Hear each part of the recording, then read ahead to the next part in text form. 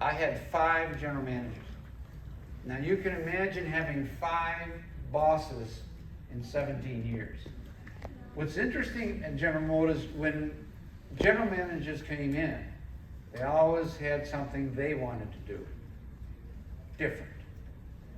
And that's what the confusion was. When Bill Hoagland came in, he wanted to have this offsite to build what is really Pontiac, and that's what came up. We built excitement, etc. Because we had some general managers that just didn't know Pontiac, but it was a job, it was a stepping stone to a higher level. And it was confusing for us, design-wise, to have to appeal to them on what Pontiac is, because we knew. We had the designs, we had the wheels, we went forward all the time, we never stopped. Design staff, we had supporting from Bill Mitchell, my other bosses, but this was difficult. And I think the most famous one to me is when we were doing it's going off script a little bit, the Bonneville. We brought the Bonneville back. We had to use the B-body structure, which the uppers were very square. And the cars that were done that time were very square. And now Pontiac's not square, or they shouldn't be square. And when we got that car, we got the clay model, we had the upper, which was square pillars, then we had the clay front and rear and stuff, and we had designs. The neatest thing about that was a sculptor called Richards. Oh, he's got the sketch. There it is. So anyway, he said, you know, I think I can get some roundness in this car. And I said, how do you think you're going to get that? And he says, we're going to come off the main pillar. You don't have the B-body, that's okay. We're going to come off the main pillar and make a conical curve all the way to the front and to the rear. And that's why that Bonneville, and I forget the year of it. 87 was pretty. 87 was a magnificent car. In fact, somebody was here yesterday, telling me about the beauty in that car to them. And so we were able to get curves in the car, grace in the car, a Pontiac. And Lloyd Royce, who was the head of General Motors at the time, came in, and we had a low hood, because remember, the other cars are all more boxy. And he's vice president, General Motors, or president. He came in and he said, John, how'd you get that hood so low? Yes. I said, because there's nothing under there. And everybody laughed. They said, well, look at these guys. They created it, yes, and there was nothing under there. They were just square to be square. So we were able to get that. I think that's one of my favorite cars also, because it had the curves and rounds. In fact, the writers, and Gary Witzenberg was one in particular, said when he looked at that car at a distance, he says, there's no way that's the same upper that's on the Chevy and the Buick and the Cadillac and this and that. And I said, yes, it is. So he walked over the car and I explained it to him. He says, wow. So we got a wow by just thinking outside the box. And that was a sculptor saying, I think I can do it for you. Because we were trying to do the SSEI, which was the one with the skirting and the flatter wheels and stuff, more performance. And I've been trying to sell it to Pontiac and sell it to Pontiac. They wouldn't buy in on that particular version. So we had a big meeting, and Losh was the new general manager. We had cars to look at in the auditorium we called the Dome. And we had that up on the stage with a curtain. So we got through looking at products, and I talked to Losh. I said, you know, I got something to show you. We unveiled it. It was white with the gold striping and gold accents. He looked, he's a general manager, brand new. He said, wow. Turned around to engineering, said, do you think we can do this? They said, yes, let's do it. This was the advantage of sometimes when a new general manager come in, they'd always pick something that they did or approved. So that's how that got to production. All right, anything on Firebirds anymore? I could say that the 82 Trans Am is probably one of the most beautiful cars in the last 40 to 50 years. The third gen, how did you feel about, what was it, GM 70 or GM 80? It was going to be the front wheel drive replacement. How did you feel about that when that was talked about in the mid 80s when everything in GM was trying to go front drive? In the 80s, not us, front drive. Because wasn't there gonna be a point, there was a point where this came out, and then the Camaro and Firebird were supposed to be going front drive, and then when they didn't, the 93s were designed? This car, when we had this, working on this car, I did a smaller version on my own that was a twin turbo V6, okay? It was shorter, same width, weighed less, and probably faster performance. And I thought it made a lot of sense. And but there are pictures, I have them at home, shows the two together in the patio, because I believe in the lighter weight, faster performance was us. Well, it was shown to Pontiac and Chevrolet, and they mulled it over for a while and finally decided, no, we're V8 people. Okay, I can't fight that. So we stayed with the bigger car. But we were never going to have, to my knowledge, a front drive Firebird. Now that might have crept in someplace, but my ears did not hear that, or wanted to. Which would have been a front drive architecture. That was a little bit before my time, but I worked with a guy closely who had worked on that program. You just touched on something that was an embarrassment for us. There was a GM80. I don't remember it being front engine, but it was like a Can-Am car. They built a prototype, a mule, took it to the proving grounds, God's honest truth. We went out. It's supposed to be GM80, not 82. That's why the program got delayed. We couldn't sit in the car. And everybody said, what? And that's why the program became 82. But it was an awesome car, and there are no pictures anywhere of that car. Unfortunately, I know we took pictures, but somebody said, out the door. But did you have any influence on the design of the F-body that came out in 70 and a half? Did you start working on that while you were in Australia? Or did someone else design that second gen F-body? The fourth, we So- did third gen. Oh, no, Wait a minute. were you involved at all with the second gen, the original design, when it came out in 70 and a half? When you were in Australia, were you working on that design? No. Okay. The only thing we did that is when I got in the studio, the front end did not meet government impact. And some of you have a 73, you'll see that the grills are pushed back and the nose is deeper, softer. And then after that, after 73 is when we created the 74 that had the all new bumpers that were soft front and rear. Something I never understood as a designer. How could you have soft front ends and chrome bumpers in the rear? Maybe it was cost or looks, or somebody thought that's makes sense. I don't know. Not for me. So we were able to get both ends of the car in color. John, I've got some of Bill Davis's sketches up here if you want to talk about that Yeah. 74 facelift and, Right. and why you did the bumper in black the way you guys Black. did it. There are some beauties out here that have been brand new now. This particular young lady right here has a blue one that she and her dad worked on for 3 years while she's going to college. It's an amazing car. You should look at it. It has the black bumpers on it. We did the black because we didn't want people to think, now that we have bumpers that can be impact, to be ruined. So we put the black front and rear. I think we only did that for 1 year. And then we converted to all color because people accept, there it is there, yes. Yep. So this was a sketch where you guys were playing with the bird decal coming down the side of the car. You want to touch on that? Yeah. Well, Bill snuck that by me. But I did I see a Firebird that's here that's got black wings going down the body side? Is that in my imagination? 2002. Pardon? 2002. And Yeah. like those. It's a silver car and it had black, I don't know, it was a silver car and it had the black, just an outline bird and the wings going down the body side. Actually, it was kind of neat. That's closest to production. Yeah, that's production right there. Yeah. Yep.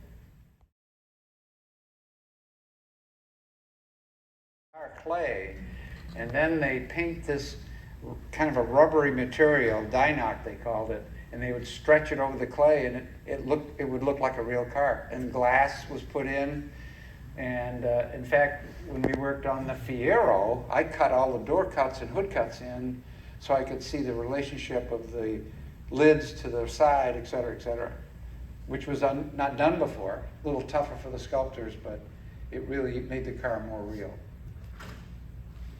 Now, there you actually have two different rear windows. You can kind of see the outline of the secondary.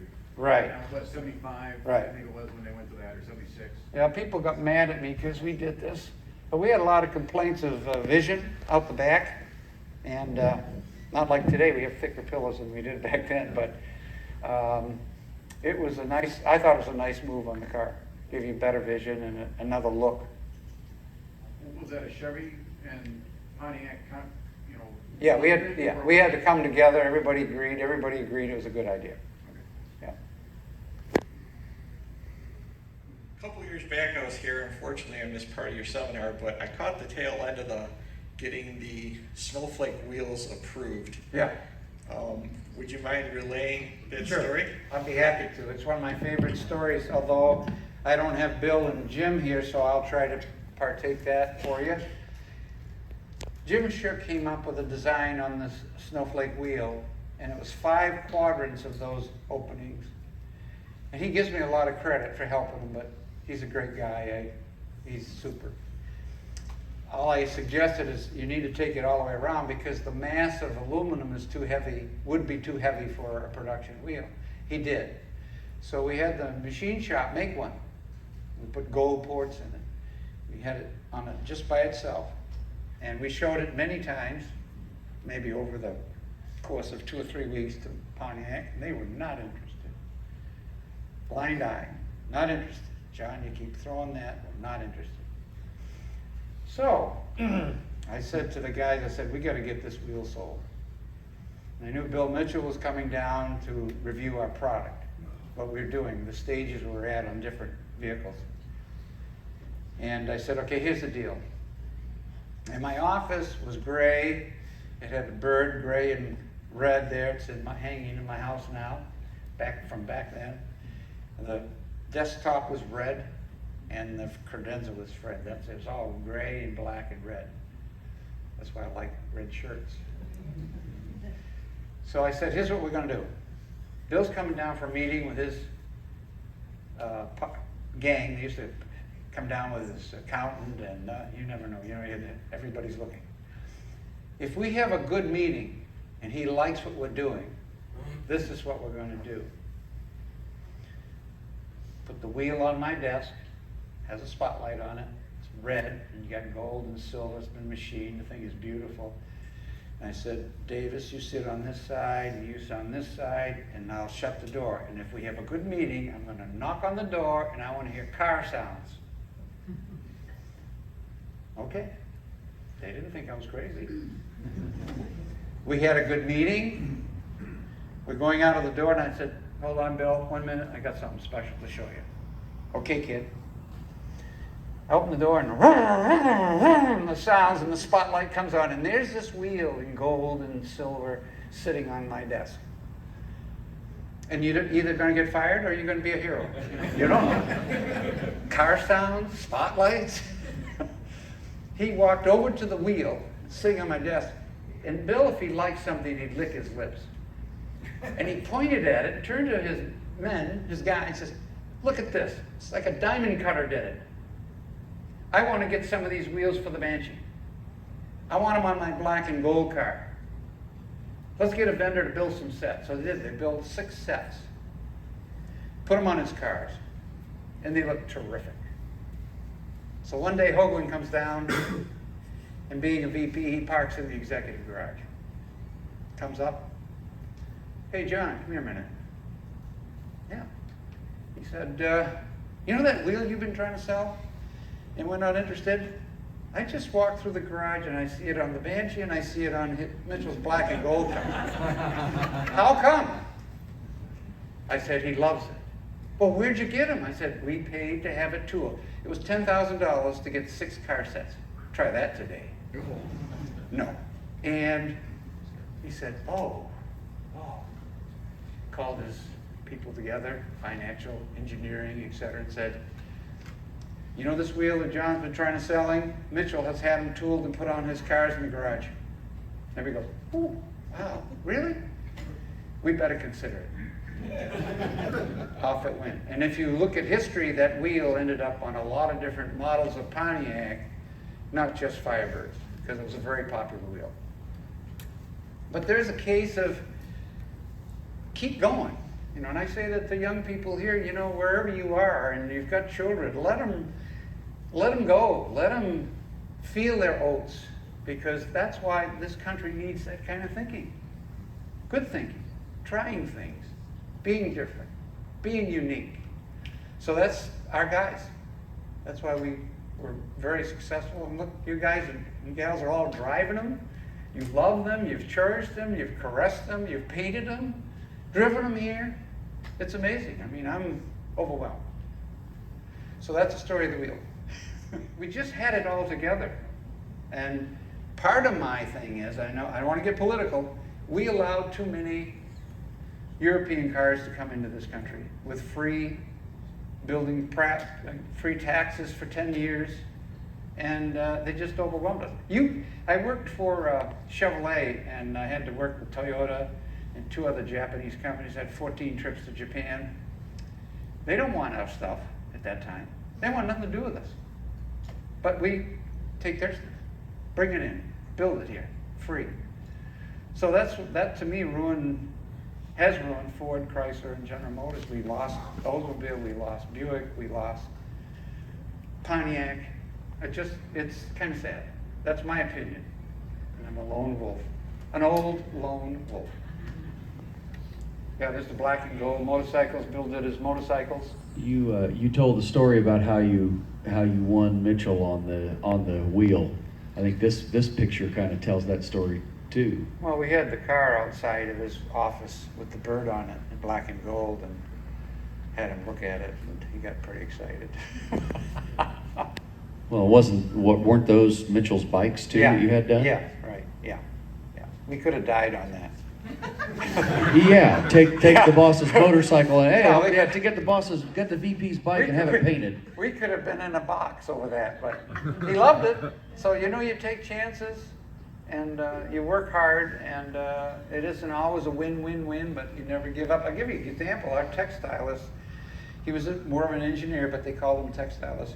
He came to me one day, he said, boy, I'm really upset. And I said, what are you upset about? He says, God, I had all these ideas, I draw them up, and I can't get a patent.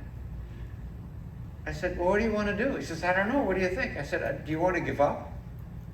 No. I said, then don't give up. And I think about a month later, he came up with something that got patented. So you never know. You just don't know. Any more questions? A steel wheel with a With Enduro. rubber insert on it. Enduro. They use the stuff from the front. Yeah. That made a heavy wheel. Why Well, did they choose that material? It's a good question, but I know that Bill, last name? Mitchell? No. Porter. Bill Porter designed that wheel and wanted it in magnesium or aluminum, and that's what, I hate to say it, that's what Pontiac did to him. They changed it to a rubber casting over steel. Yeah.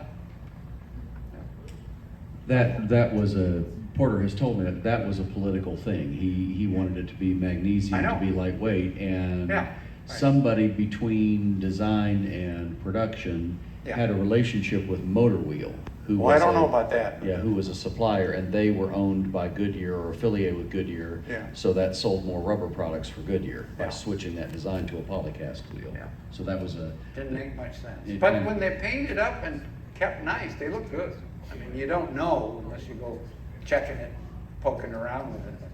They're a good looking wheel. John, I got a couple of questions for you Sure. there, I think I kind of know the answer to it, and I just wonder how many other Firebird people have noticed what I've noticed, but I don't know, maybe I'm a little bit different than most car people, but a lot of times I will stand and look at a certain design on a car for probably some people are thinking, why does this guy keep looking at my car? I'll get maybe 20 different angles and be looking at the bends and the curves and all the great designing, and look at how you guys designed the interior to match the exterior where it pulled you into the car. I noticed, Scott, would you put up the picture of the 82 again, please? One moment. But I'll ask another question while he's getting that picture up. You know, by the way, folks, he is one of my sole heroes. Because he did something that I don't think anybody would do. When I released the color scheme for the Daytona race, it was a red Trans Am with black graphics and red and black interior. Kind of makes sense, doesn't it? I never knew, because we don't follow those things sometimes, because you're doing 4 cars, you're doing Sunbirds, you're doing this, you're doing that. So I wanted a model of that year. I got the model, it's 1/8 model, and it's white. God, am I losing it? You know, this is later on in life. But it had the red and black interior and had the black lettering. So I did an article, an interview with a very good friend in a magazine, and I told him the story, that was supposed to be red, and it got changed. And as far as I can know, I don't know why, maybe they thought white shows up more, but you know, red's a pretty bright color. This young man has created that red and black car perfectly from ground up, and you need to see it because that's the car, that's the color scheme that I designed, and he has that car, and it's perfect, and he is my hero. I'm not saying the rest of you have to do things like that, but he did. I did not coach him, but he showed the car to me last year, and I said, "Oh my God, my hero."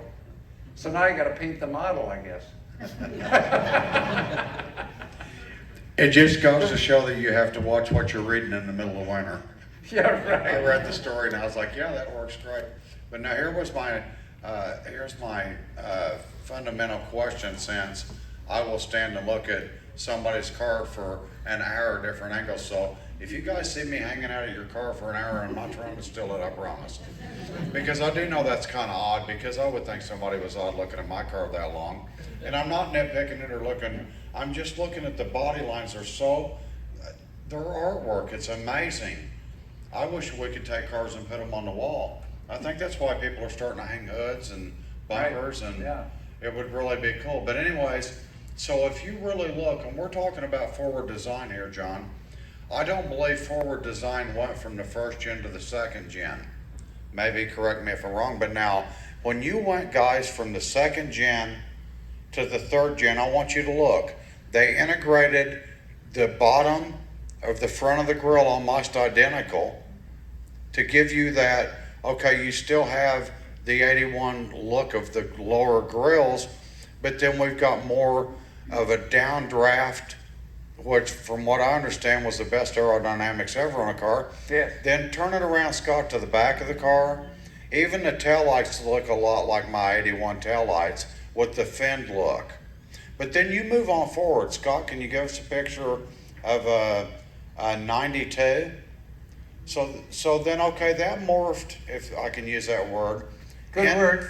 To Good take, word. yes, to take the second gen into the third gen. That way people that really love the second gen could feel comfortable with the third gen, was why I think that was done. Then, okay, you take this car right here. Now you look at that front end and then you look at a 93 Trans Am. They both have that kind of, correct. See, it's kind of a hawk looking pointed front end. And it just felt like to me, John, that you were slowly taking people into the model that you were gonna make it. Is that correct? Well, you know, you talk about studying, and this, we as designers in a studio, we would put cars together and we would step back and sit around it, walk around it, and look at the angles to make sure things are going in the right way. And it's important to look at a car that way. And I go and watch a lot of your cars that you bring back, and I look at the surfaces, because some of them are beautiful surfaces, depending which paint scheme and how it's done. It's lovely. It's not a box. It's not square. It's not lumpy. It's not undesirable. These cars are, let me use the word, luscious. They're juicy. They flow. They have life in them. They spring at you. And that's what's neat about design, that it has passion in it. real passion of the curves, the forms, and the shapes. It's, like I said, if you look at Ferraris, they have some of the neatest, they're not perfect, but they have some beautiful lines to them, even to this day. The lion's back in the history with his down eyebrow business, and he has trying to find pictures of Lucci that show that. And I said, well, it's going to be hard, because when he showed us that stance in the gym of what it's like to be in the line as a defensive player and down on his haunches and growling and swearing, his face blew me away. Because all the guys wanted to see how good he was, and that's what he showed us. So I was used that as an inspiration. That's sort of it, but he had the eyebrows, and he was a great guy, and he just passed away, I think, this year. Of course, Lions, we've never gone the full distance yet. And when I came, it's probably because of me, because when I came to Detroit, let's see, in 61 and a half, that was the last, they never won after that. They got to one. One playoff game in. Yes, they did. Yes, that's right. Yeah. There were the non-Trans Am formulas, Firebirds, Sprees. There's a lot of neat stripe packages that were available that we've seen out in the show field today. And just curious about your involvement in the side stripes or the over the roof stripe packages that were available for those cars. For which years? For the second gen cars, 70 to. They're fine. I mean, some of those. I think Bill Davis did some. In fact, I got a piece of art from somewhere in my collection of one of the things he did, and then they made it an advertising piece in the catalog. No, stripes are good. It gives you your personality, and I haven't seen any lately that are ugly. And stripes are for you. I mean, you've heard me. I comment sometimes on wheels because I'm very touchy about wheels that are Pontiac wheels on Firebirds. And I know some people don't do that, and that's okay. I give my blessing. But to me, the neatness is to have unique wheels. And not a Chevrolet. I'm sorry when I say this, I apologize. 5-spoke wheels are Chevrolet and Ferrari. They're not Pontiac. That's not a Pontiac mark, but that's me. And the cross-lace wheel that you see was originally designed by Larry Schinella when we were working on the mule for the Chaparral. Bunky Newton came into the studio in the warehouse. He said, can you make a cast aluminum wheel look like a wire wheel? And that is the wheel you see that came, the cross-lace wheel on the Firebird. I brought that back for us. That's us. Now, BBS has one in Europe. It's, I think, a 3-piece wheel. Very expensive. But they got it from us. And it's okay. Because our patent ran off after 10 years. We didn't renew it. But I wanted us to have a cross-lace because I thought it was an elegant personal wheel for the car and unique for us. I'm very new to this world, and I'm finding it rather fascinating. But I'm very, very fascinated by your ability to design. How did you get involved in design to begin with? Ooh, that's a good story. I'll make it quick. I had to work a year to earn money so I could go to college. My folks didn't have a lot of money, and of course you hear about a lot of that even today. You didn't take loans. So I worked for my dad, who was a foreman in a bindery, and I learned about hard work. He said to me, you'll never be known as the boss's son. And I didn't know what he meant by that, but I found out. When there was overtime to work, he never asked me. I worked everything that was available without saying yes. And the jobs rated from tough to tough to tougher. But I never said a word. So then, I went to college, went to University of New Hampshire, and failed a couple classes, took a gut course in design, and we had a project to build a structure, and we were to make it out of paper and glue. And I kid you not, I started doing it, I folded it, I didn't make 3 sides, I made just 2 sides, and I was gluing it together, and I started on the floor, And I was going up, I'm standing on the chair, and I'm up here doing it. And the prof came over, and he said, "How you doing?" I said, "Well, I don't know, how am I doing?" He says, "Look around you." I was the only one that was up here. He called me in and he said, "You have a lot of talent." I said, "I do? How would I know? How would a young person know you got talent?" And I said, "Well, what should I do?" He says, "Well, you could go into design. You could go to RISD, New England School of Art. You could stay here and paint, because you obviously can paint."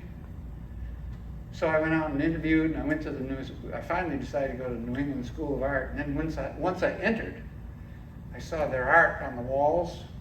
I said, "Oh my God, what have I done to myself? Am I going to compete with this?" By the end of the semester, my stuff was going up on the walls. So this started to come out of me, and it was amazing. And then somebody said, "You know, you got quite a talent. There's some guys over at I forget, one of the schools in Boston. He just came back from GM, and he was there for a summer program. You might want to design cars." Because what I used to do, they'd have to do a rendering exercise, say a coffee pot, a toaster or something. Well, I would design my own. And then look at real ones and say where the highlights ought to be. And then that prof said, "You know, you're amazing. You just design your own stuff. You have talent." So I went over to talk to this guy and mentioned General Motors. Almost out of time. And so I started working for my last year, senior year.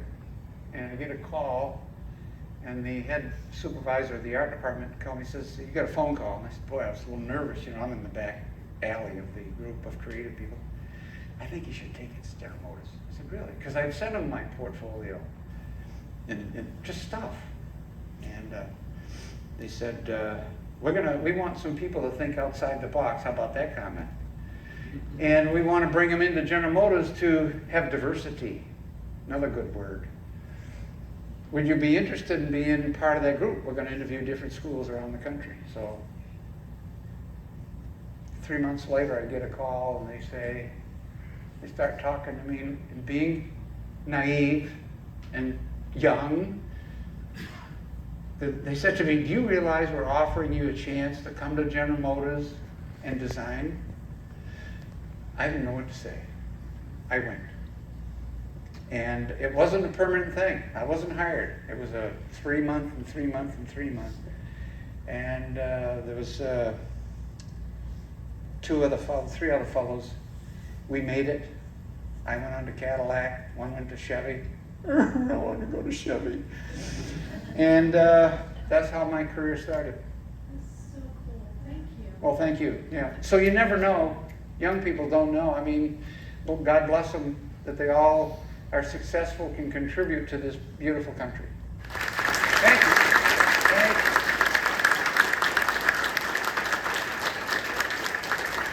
you. One last thing, be safe going home. Be careful, please. See you back again, wherever you are. And take care of those beautiful cars that you have. Those beautiful, I call them machines. Thank you. Thank you.